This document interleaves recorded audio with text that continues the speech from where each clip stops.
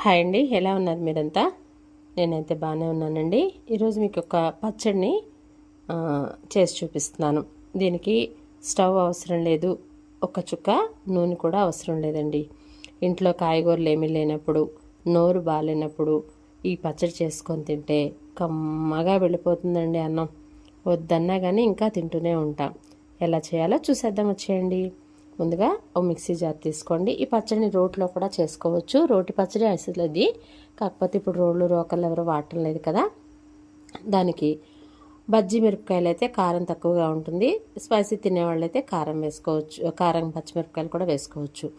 నేనైతే కారం పచ్చిమిరపకాయలు వేసాను. ఒక 10 పచ్చిమిరపకాయలు, ఒక స్పూన్ జీలకర్ర, ఒక 2 రెమ్మల కరివేపాకు, ఒక చిన్న నిమ్మకాయ సైజు అంత చింతపండు, అలాగే రుచికి సరిపడేంత ఉప్పు వేసి ఒక 2 పల్స్ ఇచ్చి తీసేసిన తర్వాత ఒక 10 వెల్లుల్లి రెక్కలు వేసి మళ్ళా మిక్సీ ఆన్ చేసి పల్స్ ఇచ్చి ఆపుతూ ఉండాలండి. ఆ తర్వాత తరిగిన ఉల్లిపాయ ముక్కలను కూడా వేసుకొని ఒక 2 సార్లు పల్స్ ఇచ్చి ఆపాలి. కంటిన్యూగా వేయటం వల్ల ఈ పచ్చడి మెత్తగా అయిపోతుంది. అలా మెత్తగా అయితే బాగుండదు. అన్నంలో బరకబరకగా ఉంటేనే పచ్చడి టేస్ట్ అనేది బాగుంటుందన్నమాట. ఇలా కలిపేసిన తర్వాత మరలా కొన్ని పచ్చి ఉల్లిపాయ ముక్కలు వేసి కలిపేసి సర్వింగ్ బౌల్లోకి తీసుకొని సర్వ్ చేసుకోవచ్చు. ఈ పచ్చడి వేడివేడి అన్నంలో కలుపుకొని నెయ్యి కానీ పల్లి ఆయిల్ కానీ వేసుకొని తింటే చాలా అంటే చాలా బాగుంటుంది. ఒకసారి మీరు ట్రై చేయండి.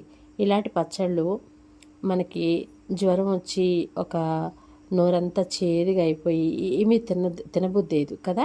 అట్లాంటప్పుడు కాస్త పచ్చడి వేసుకొని కలుపుకొని తింటే నోటికి కమ్మగా, పుల్లగా, కారంగా చాలా బాగుంటుంది.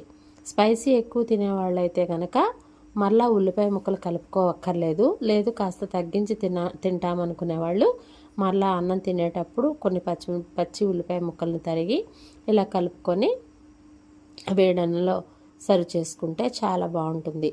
మీకు నచ్చితే పల్లి ఆయిల్ కానీ నెయ్యి కానీ ఏదైనా వేసి కలుపుకోండి.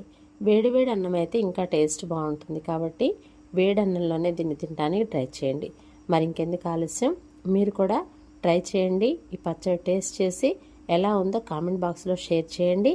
మీ ఫ్రెండ్స్ అండ్ నైబర్స్కి ఈ వీడియోని తప్పకుండా షేర్ చేయండి. నా ఛానల్ సబ్స్క్రైబ్ చేసుకోవడం మర్చిపోకండి. ఆగండి, చూసి వెళ్ళిపోతున్నారా? ఒక చిన్న కామెంట్ ఇవ్వండి.